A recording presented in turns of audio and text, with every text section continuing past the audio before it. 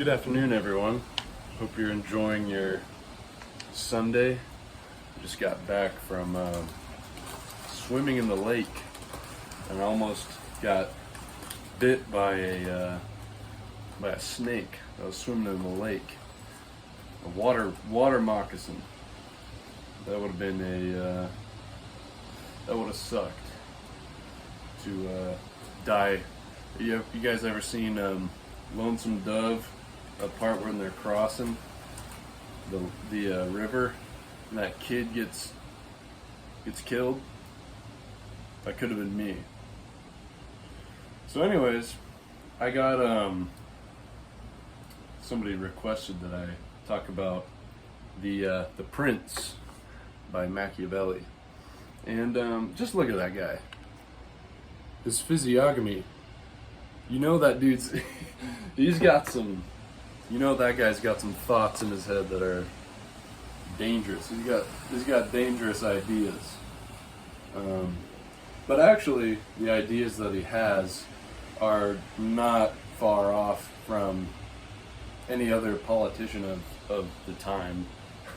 Okay, most people knew the stuff that, in politics, most people knew the stuff Machiavelli is discussing. He's just the first guy that was bold enough to tell everybody about it. Okay, so he's writing to the Medici family, and at this point, when he writes the Prince, he's no longer a politician. So he's been kicked out of politics. And back in the day, in Italy, where he's from, Florence, in the 1400s, I believe. Somebody correct me if I'm wrong. Politics, when you get fired from politics, it's not like you just clear off your desk and move out. No, you either end up with your head on a spike or get tortured for information, and then maybe you might get tortured for information and then end up with your head on a spike, on a pike, right? So brutal out there, right? But he's writing a rough and ready, practical, political handbook, sort of.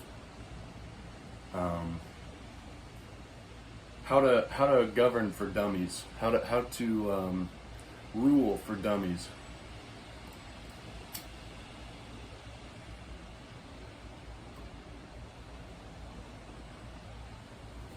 I'm smoking some Elizabethan mixture today.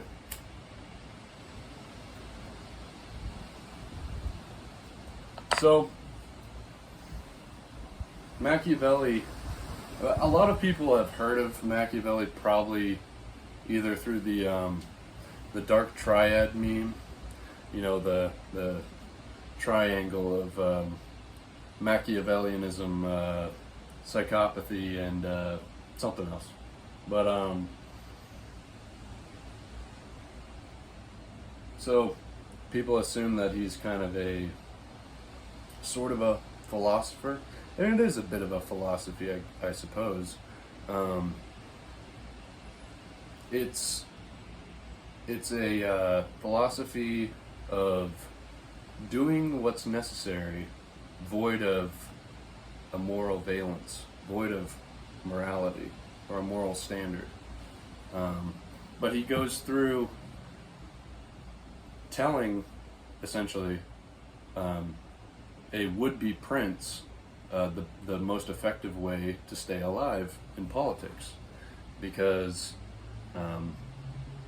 politics in those days and today, frankly, would be like Hobbes would say, cruel, nasty, brutish, and short. That's the life of a politician. Okay, you can't really trust anybody. And the best you can do is try to make it to tomorrow. So he comes up with the idea that it's great to be loved in politics. You know, you want your people to love you. You want the people around you to take care of you. But ultimately, you can't depend on that. Love is sort of a fleeting thing. And it's delicate. So it's great to be loved if you can. But fear and violence are things that you can count on. So the most important thing for a prince to have is a strong military, and he warns against princes caring too much about luxury and wealth. He says wealth and luxury is going to get you killed. What'll keep you alive is a strong, loyal military. And he talks about types of forces that are reliable and the ones that aren't. Like mercenary forces are typically unreliable because they're just guns for hire, right?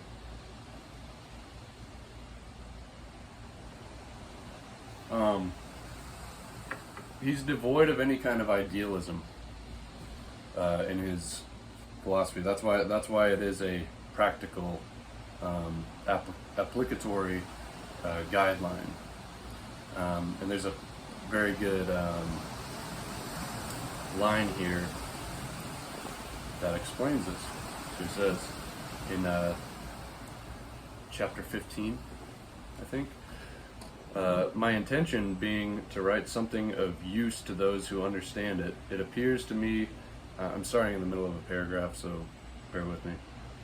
It appears to me more proper to go to the real truth of the matter than to its imagination.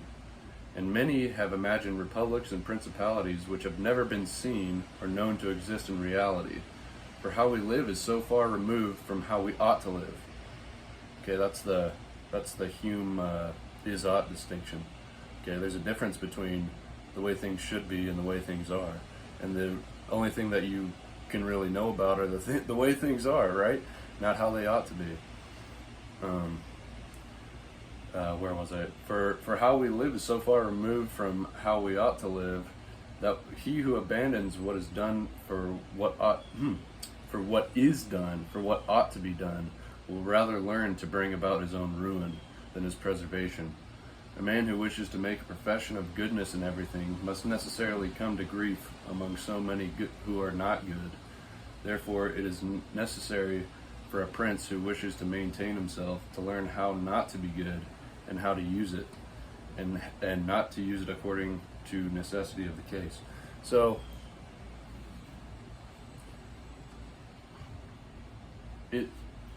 he's saying that, look, the moral fairy tales will tell you to do no harm and to remain morally just and virtuous.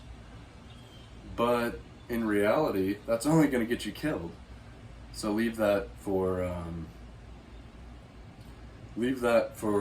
the children and old women. The reality is that you might have to do a couple red weddings, like from Game of Thrones. You might have to. He actually talks about that, and there's many such cases of where you get all the rich and famous and influential people together, and if you're trying to make a power grab, make it seem like a nice business meeting, and then you have your soldiers come in and kill every one of them.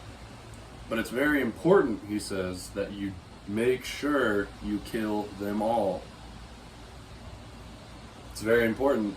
Another thing he says, it's very important that whatever injury you do, you either need to coddle people and caress people, or you need to extinguish them. You need to completely kill all of them. It's one or the other. And you want to try to stay in the good graces of the people, right? It's good to be loved. But it's better to be feared. Fear is far more reliable. But another important point is that it's most important never to be hated. Because if you're hated, people will always find a reason, in a way, to overthrow you.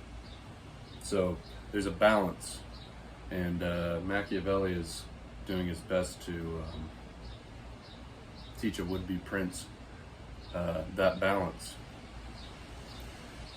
He warns against the danger of flatterers and the people that are close to you, because the people that are close to you, if they have a reason and they think that they can backstab you, they will.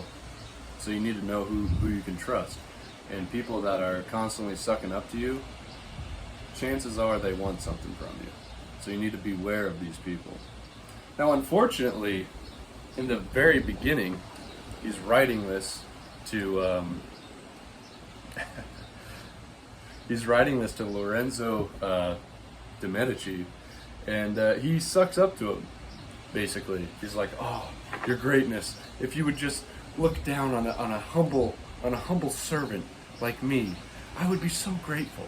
I wish to give you a gift, but I don't have the means in horses or gold or whatever. But I wish to impart this knowledge to you." He's trying to get a job, and then explains the most effective way and the most safe way to double cross and live your life through cloak and dagger. So, are you going to trust this guy? I could tell you from the beginning, just looking at him, that I wouldn't trust him. Okay, that guy comes into your court and starts leveling praises at you. Immediately, I'm suspecting something. First look.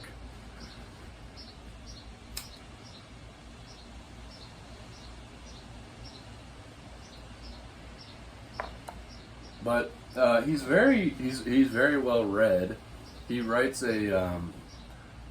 another book, I believe it's called The Discourses on Livy, which is pretty much breaking down the history of the Roman Empire. Because at the time when he's writing, Italy is not unified, and it's made up by city-states, and which are constantly at war with one another. And he's thinking back to the Roman Empire, which was, they conquered so much, and it was an empire, these were great and powerful men, almost of legendary status. And he's looking at his current state and state of political affairs, and saying this is no way to live, and we need to imitate our forefathers. They conquered the world. What are we doing? How have we fallen so far from the tree?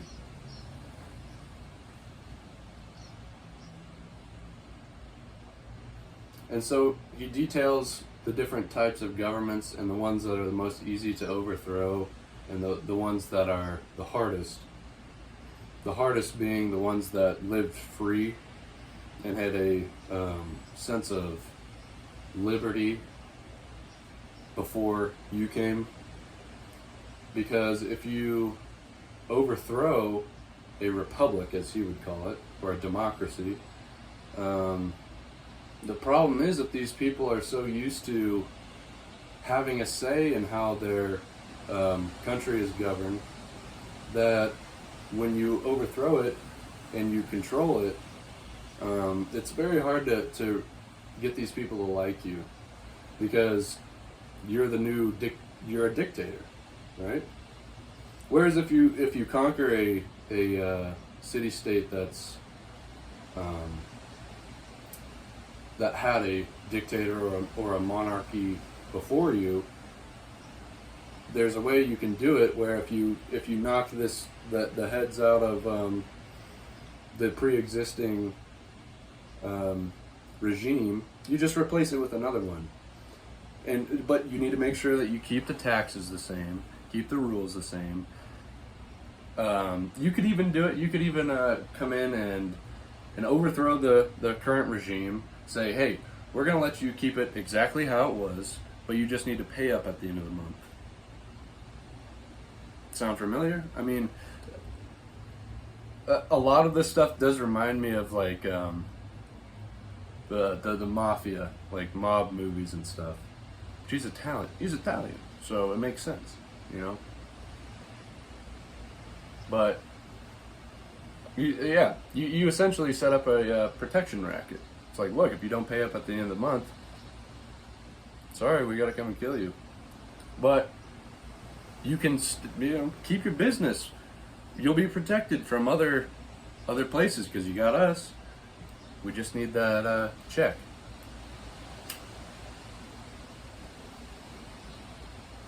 And that's a good way of doing it.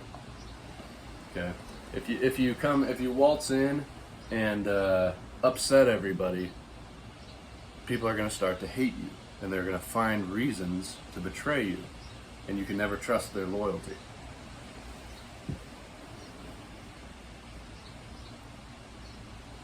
But he definitely warns against, well, I guess I'll bring this up. He talks about different types of princes and different ways of coming to the throne. Like, there's legitimate hereditary rule, so you inherit the throne. And that's a pretty decent way of coming to power, is through birthright. Because if your ancestors were good people, they're going to like your ancestors. They'll probably like you. So you have a good thing going there. There are brute force ways of securing the throne, which would be through brute force and military power, which he talks about, and goes into detail of like the sort of betrayals and backstabbing that he had to go through. He says that's an alright way of doing it. Look, it's hard to argue with a superior force, but people are going to not really look at that as like being such a great ruler, right? So your name's not, people aren't going to like you, essentially. But if you have the force of arms, it is what it is. He says that probably the most secure form of government is through a religious, I guess it would be theocracy, maybe, where essentially legitimacy is guaranteed by God, right?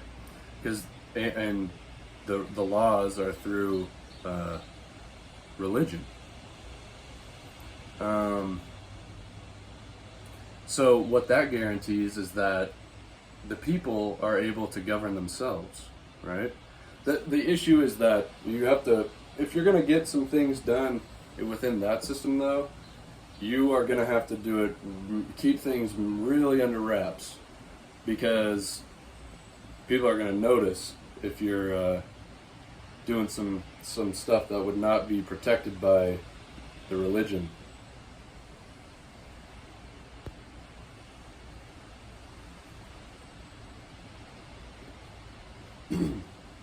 You would think that he would criticize somebody like Marcus Aurelius, somebody that lived and ruled by moral virtues. There was a time when there was a attempt on Marcus's life, and the assassins were found out, and the assassin was killed. And typically the procedure for when that happens is to not only kill the assassin and everybody he's associated with, but also his entire family, his entire lineage goes out the window. Because that eliminates any chance of the same dilemma that Odysseus made with Astyanax. He said one day this kid's going to grow up, and when we're all old, he's going to come and kill us. Right? Because we killed his dad and destroyed his city. So it limits the chance of any kind of revenge happening later on. But Marcus said, look, the kids, his family, has nothing to do with his action, so he let them live. And you gotta think Machiavelli was not, that's a pretty stupid move. Of course, he lived. But Machiavelli, he programs into this philosophy the idea of fortune, okay, which basically is just luck. It's like, look, here's everything you need to know about staying alive, and these are pretty practical actions. They're backed up by history. But if you follow all these and it still doesn't work out, bad luck. So in other words, he's not exactly putting himself in a position where his ideas can be falsified. He's got that nice little out programmed into it. He's like, oh, you tried all that stuff that I told you about? Well, fortuna is what it is. But Machiavelli's a funny guy too. He wrote a comedy, which I need to read it. I've only got the broad strokes on the plot, so maybe I'll read it and talk about that. I think it's called the Mandragula. Now the Mandragula is about this old man and this young man. So this old man has a beautiful young bride, and the old man wants to produce offspring with his young, beautiful wife, but he's infertile. And this young man, we'll just say the young man's named Machiavelli, okay? So Machiavelli thinks, I'd really like to go have sex with that old man's young, beautiful wife. And he happens to know that the old man would like to bear offspring and is infertile. So what he does is he goes to a doctor and pays him to tell the old man that if you take this root, it's called the Mandragula root. If you take this root and eat it, or have your wife eat it, actually, that's the key, is you have your wife eat it, you will need to have somebody have sex with her. Now the catch is, whoever has sex with her first will die. Okay? But then after that, you'll be able to bear children, and it'll be all good. So what you want to do is find some sucker to have sex with your wife. Say, what about Machiavelli over there? Clever guy. He's really thinking. He's thinking about it. He's scheming on how to get get some of that young woman to have sex, and she just agrees. She's like, yeah, sure. It's messed up, but that's Machiavellianism right there.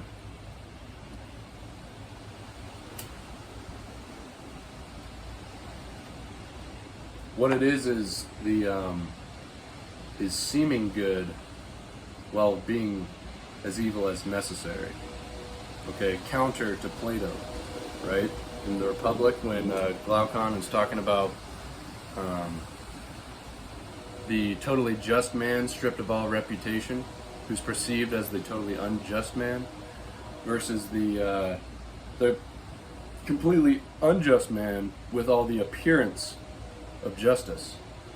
And Plato takes 3 or 4 books to explain why actually the totally just man is the best off, and the unjust man is only doing harm to himself. Machiavelli says, no, no, that's completely ridiculous. Okay, that's what he's saying about how things ought to be versus how things are. He says, look, Plato, that's all well and good to think about, because you do a lot of thinking. Unfortunately, in reality, that gets you killed. And I'm in the business of staying alive.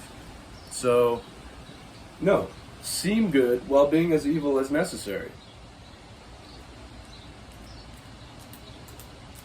And that's Machiavelli.